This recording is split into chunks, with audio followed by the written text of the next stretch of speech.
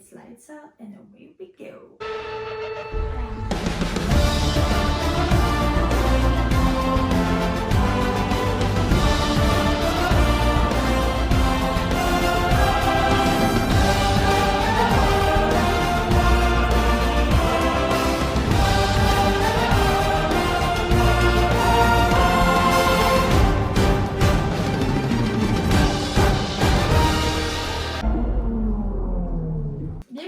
Partie 2 de le vocabulaire de la Formule 1. Dans le fond, on va continuer, littéralement, on embarque directement dans le vocabulaire. On continue les D dans le fond.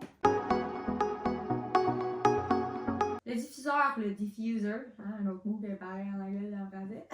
Donc ça, c'est la partie arrière, comme la photo le montre, qui est en bleu, dans le fond. C'est la partie arrière du plancher de la voiture ou comme du passage de roue.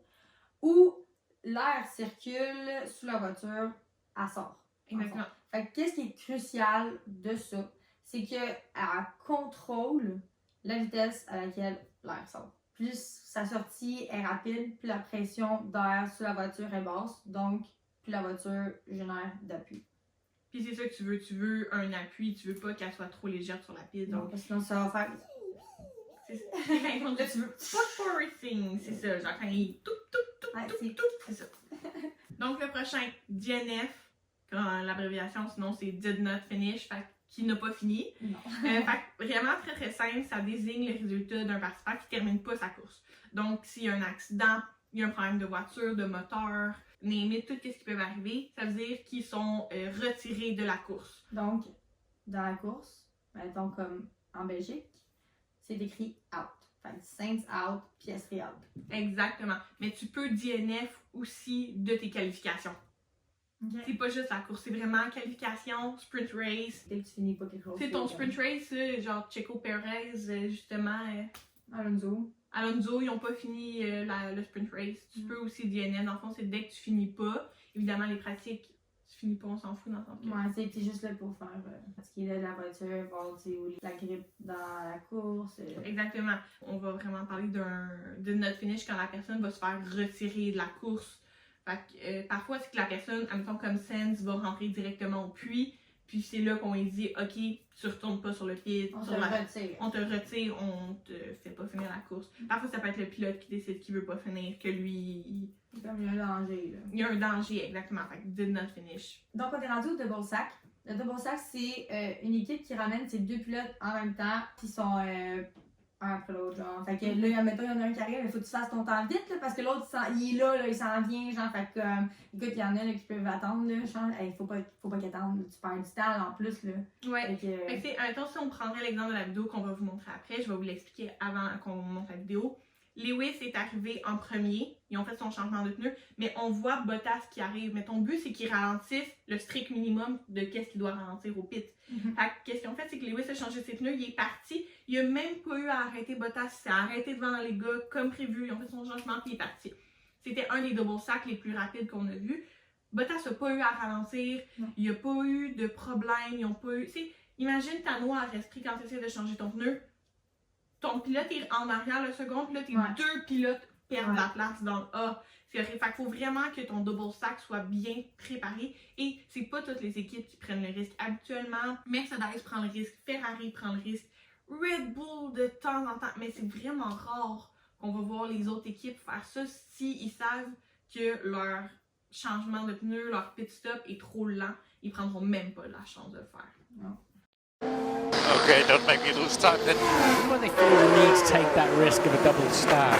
Well, they are double stacking because Bottas is coming into the pits as well and he's waiting and they have got this absolutely spot on. Valtteri Bottas didn't have to slow down any more than he was required to with the 80 kilometers an hour speed limit. That was proper perfection. Just when one went out, the other one's ready to come back in again. It's like a production line. And the choreography of that is sensational. Le downforce, en français qui est l'appui, c'est la force aérodynamique qui est appliquée vers le bas lorsqu'une voiture se déplace vers l'avant. T'as drag, t'as thrust, t'as downforce, puis t'as lift. C'est les 4 trucs alentour d'un objet. Donc le downforce, dans le fond, c'est exploité pour améliorer la traction d'une voiture puis sa maniabilité dans les virages.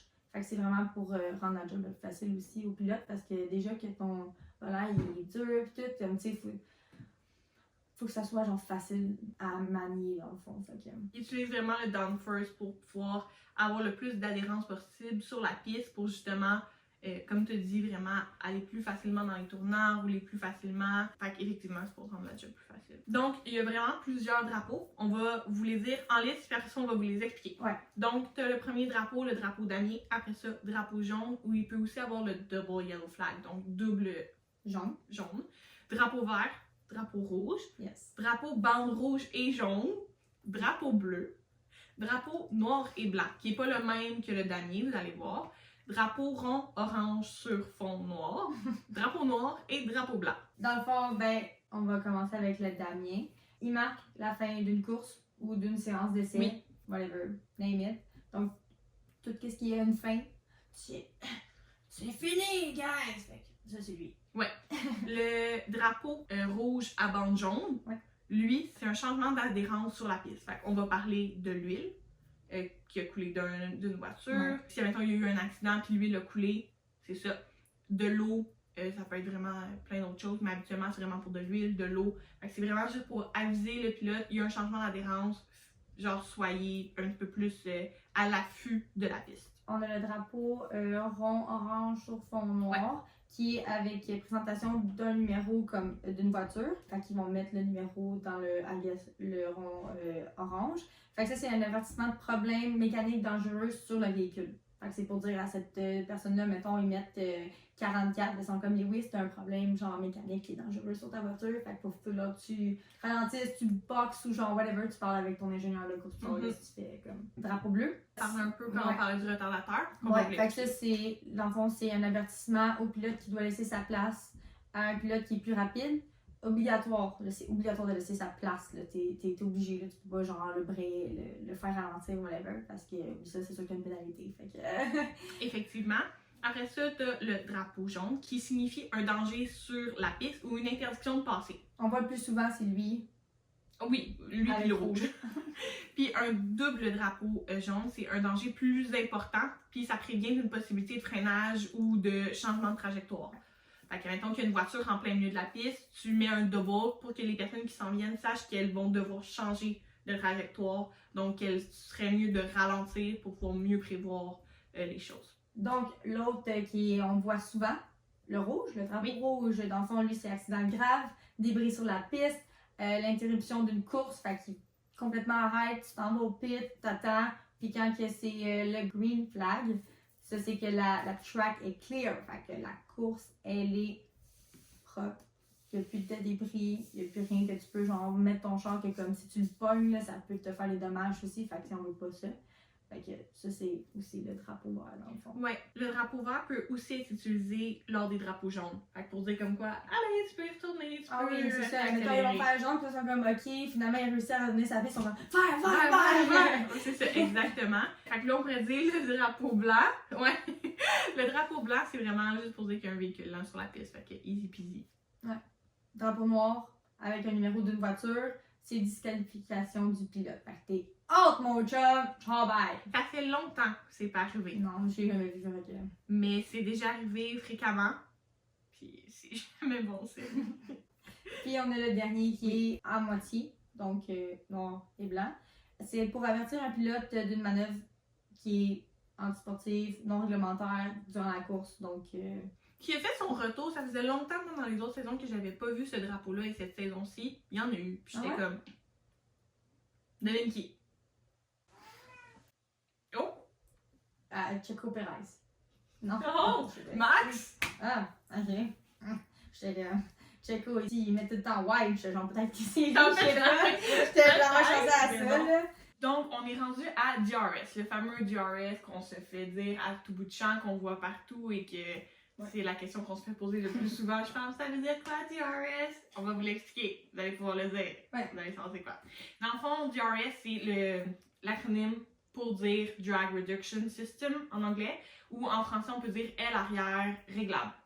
Donc, visuellement, c'est l'aile arrière de la voiture. On va vous montrer un exemple. Voilà. l'aile, elle peut se lever et se fermer. Donc, c'est ça le DRS. C'est que l'aile arrière, elle est réglable selon un endroit précis sur la piste avec un temps précis. Ouais. Et dans le fond, ça permet vraiment au pilote d'ajuster l'aile en 2 réglages prédéterminés, comme que je viens de dire, depuis le cockpit. Donc, évidemment, tu décides pas quand est-ce qu'ils font le DRS, c'est vraiment préétabli dans la course. C'est fait électroniquement aussi, donc juste un petit bouton, ça le fait. Fait que c'est vraiment aussi simple. Ça peut être activé seulement lorsqu'un pilote est à moins d'1 seconde derrière un autre pilote, dans le fond, à des points, comme on a déjà dit, déterminés. Donc, admettons, après le tournant 1, il y a une zone de DRS. On va vous montrer une piste, dans le fond, que quand on va sur la Formule 1, il te montre la piste, puis il te montre les zones qui sont déjà déterminées pour le DRS, genre available. Fait que, mettons ça, c'est un exemple d'une piste avec les petites affaires vertes, ça, c'est la zone de DRS. Exactement. Fait que si tu es dans la zone de DRS, mais tu n'es pas à moins d'1 seconde du pilote qui est en avant de toi, ça sert à rien, tu peux pas le déclencher.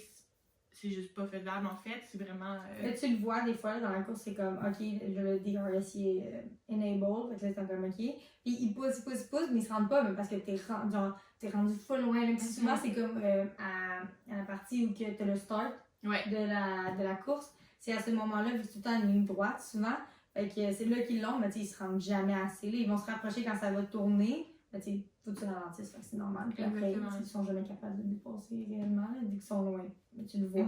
Exactement, si tu as parlé de ralentir, dès que tu freines, il s'arrête. Ouais. Fait que si tu es en plein milieu de ton DRS puis tu décides de freiner, tu viens de le désactiver. Bye! Fait que c'est ça. Fait que c'est ce qui est pour le DRS, c'est très important au niveau de la voiture de la F1. C'est ce qui peut permettre complètement à un pilote de dépasser un autre.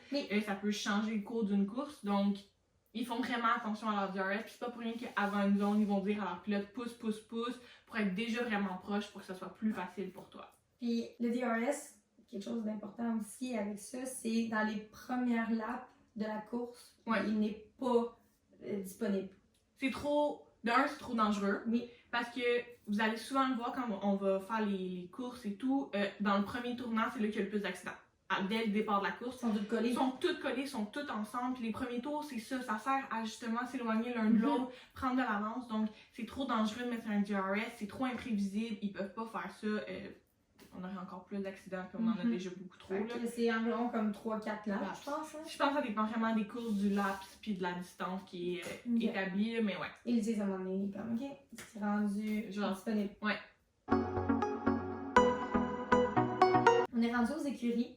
Dans le fond, une écurie, c'est l'ensemble de l'équipe qui est engagée dans le championnat du monde de la Formule 1. Donc, c'est la partie technique, conception, construction de la voiture, logistique, à la partie sportive qui est les pilotes, les personnes qui sont dans le pit. Scuderia Ferrari, c'est une écurie, Mercedes, c'est une écurie, Alpine, c'est une écurie, McLaren. C'est vraiment le terme en français là, pour désigner les équipes. Là. On est rendu à l'épingle. Un virage à 180 degrés. Il y a quelques circuits qui ont ça. Je sais qu'il y a celui Gilles Villeneuve, ici à Montréal, de Monaco. À date, je sais que c'est les deux principales. Comme cette image-là, ça c'est celle à Monaco. Ça c'est celle à Gilles Villeneuve. Fait que dans le fond, c'est vraiment ça, c'est dans la 180 degrés carrément. Donc ça, c'est vraiment 5 épingles. Donc les F. FIA, c'est le premier, c'est la Fédération internationale de l'automobile. Donc, c'est eux qui régissent un petit peu tout ce qui est de la formule. Fait que la formule 1 à 4, c'est eux qui s'en occupent. Donc, c'est eux qui prennent les décisions finales, c'est eux qui imposent les conséquences s'il doit en avoir selon les actions, c'est eux qui font les nouvelles règles. Est-ce qu'on est tout en accord avec les nouvelles règles de la FIA? Pas tout le temps. Mais ils sont vraiment là pour essayer de faire avancer le sport puis que tout reste sécuritaire. C'est eux qui ont coûté le 8e championnat à Lewis. Yep! Madame! C'est eux aussi qui ont décidé que comme quoi les équipes peuvent plus aller célébrer par-dessus la grille, là. C'est eux qui ont aussi décidé que tu peux plus aller faire le tour de la piste en vélo. Hey, c'est important là, de faire le tour de la piste. Admettons surtout les nouveaux circuits. Là. Mais admettons, ils font tout le temps. Là, avant chaque course, je pense que c'est le mercredi qu'ils font ça habituellement. Ils vont faire le tour de la piste à pied pour voir les virages. Ils parlent avec leur ingénieur de course. Ils voient c'est quoi les points forts des pilotes et tout. Puis, Avant, la plupart des pilotes le faisaient à pied, puis maintenant, Sébastien Vettel le faisait en vélo, Charles Leclerc le faisait en vélo, Daniel, il le faisait en vélo parce que ça va plus vite, ça fait faire du sport, c'est amusant et tout. Puis ben maintenant, ils ont supposément plus le droit. Cette année, il n'y avait pas le droit, puis j'en ai vu plein de faire. Ça de même. Oui, c'est eux aussi qui ont décidé qu'il n'y avait plus le droit d'avoir de bijoux. Ah, bon.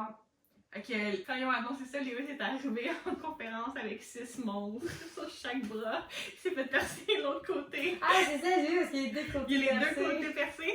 C'est un résultat de la FIA qui essaye d'interdire ça. Ils ont voulu aussi interdire les boxers en dessous des suits. Voyons, il veut la quéquette placée comme du monde, là, il a le droit.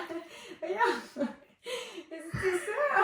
Ben, tu sais, je dis, ça doit être, genre, tu dois pas être un tissu quand même qui est le fun, hein, genre, tu sais, censé se frotter, whatever. Je dis, tu beau, genre, ton Non, mais anyway, ils peuvent-tu mettre ce qu'ils veulent mettre en dessous de leur vêtement? S'il vous plaît. Si c'est pas ça qui va ralentir ou qui va les avantager, on s'en fout. Vivre le CV. Hein? Ben, tu sais. Surtout les piercings, je suis comme, bro, tu mets les bijoux, je suis comme. Ok. Fait que là, les ingénieurs, puis les, mettons, Charles, là, tous ces bracelets, il faut qu'ils mettent dans un petit sac. Il les donne à un des employés de Ferrari. Après la course, l'employé va reporter le petit sac, puis le Charles peut remettre tous ses bracelets. Pour une course qui dure 1h30, 2 heures. Bro. Donc, le prochain dans les F, flat spot ou en bon français, point plat.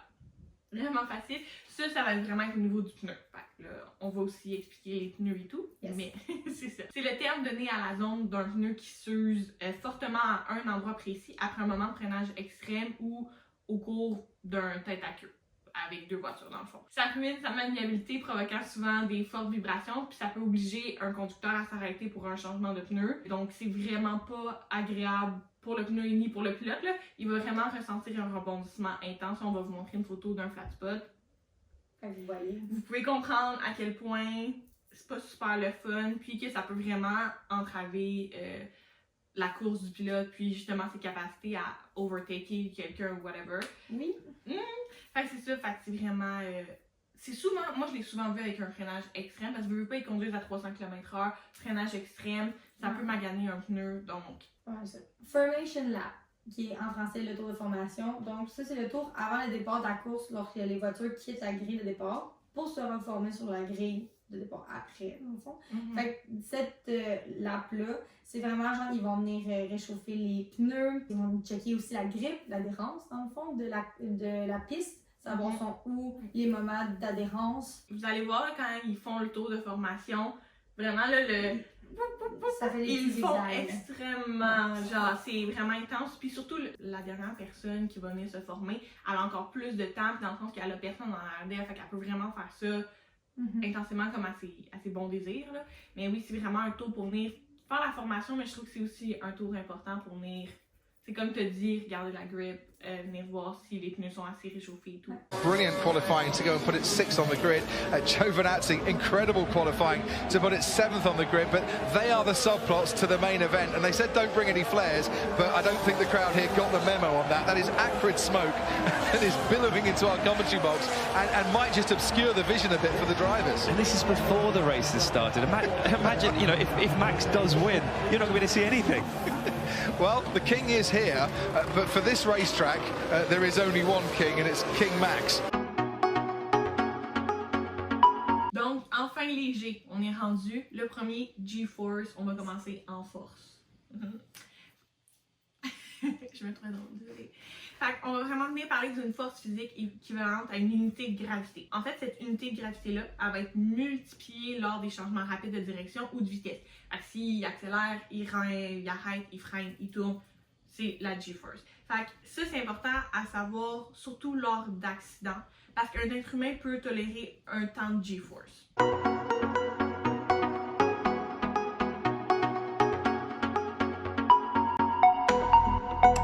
Si tu dépasses ça, tu peux en mourir. Puis, je me souviens, il y a quelques années à peine, Max a eu un accident. Il est rentré dans le mur. C'était une battle avec Lewis. Je m'en souviens. Et ouais, Max a foncé dans le mur avec une G-Force de genre 56. T'es supposé être mort.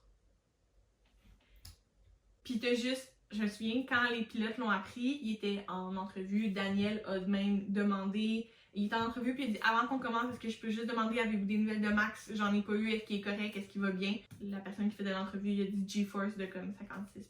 Il était comme oh my god. Ouais. Je pense que c'est 56 ou 36, faudrait que je vérifie là.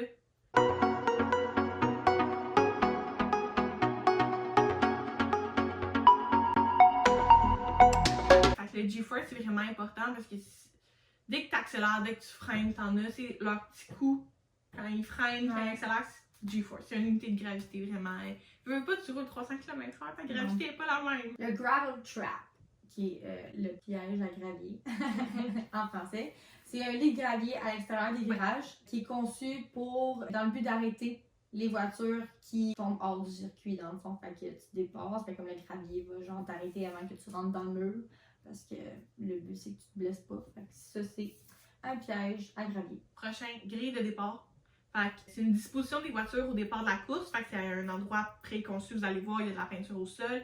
Fait que la position des voitures est établie lors des qualifications. Évidemment, on peut vous savoir qu'il y a des petits changements s'il y a des pénalités, il y a eu des accidents ou quoi que ce soit. S'il y a une année, il y avait un pilote qui s'est blessé dans les qualifications, il n'a pas pu participer à la course. Donc, ça va venir changer la grille de départ. Mais habituellement, ça change pas tant que ça. Là. Fait que c'est du 1er au 20e, ils ont leur petite place.